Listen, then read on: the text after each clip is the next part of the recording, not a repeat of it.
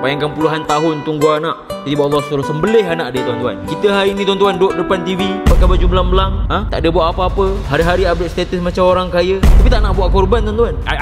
Saya nampak tuan-tuan, jangan tukar dulu. Harta ni tuan-tuan, ujian terbesar.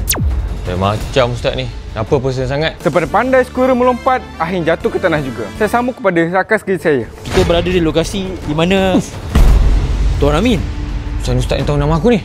Kat belakang baju tu kan ada nama Tuan Amin. Dah. Jangan ingat kita muda Tuan Amin, ajal tu lambat lagi ya Tuan Amin. Kalau tiba-tiba meninggalkan rugi.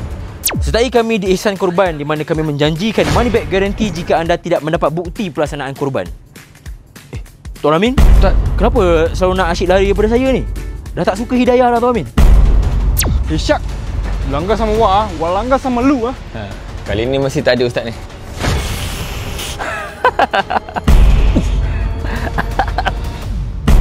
Lu dari tadi Wak cakap sama lu lu tukar channel.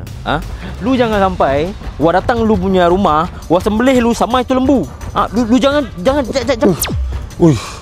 tak selamat ni. Mana-mana jadi ustaz ni. Dah cukup Tuan Amin. Sobi nak lari daripada saya. Tuan Amin tahu tak Nabi cakap siapa yang mampu tapi tak nak buat korban, Nabi larang dia untuk dekati tempat solat. Sampai bila Tuan Amin tak nak buat korban ni? Baik ustaz. Saya buat korban kat tahun ni ustaz. Okey, baik. Yang tengok video ni, bila buat korban, jangan sampai saya datang rumah awak.